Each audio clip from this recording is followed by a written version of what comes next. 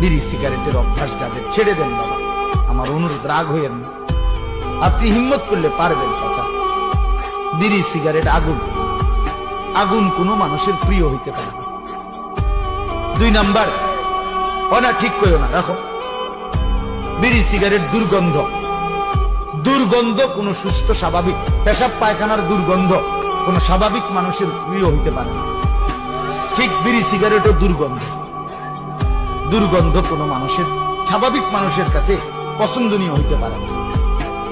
এটা আপনার অসুস্থতা, আপনার এটা অসুস্থ, আপনার মানসিক বিকৃতি।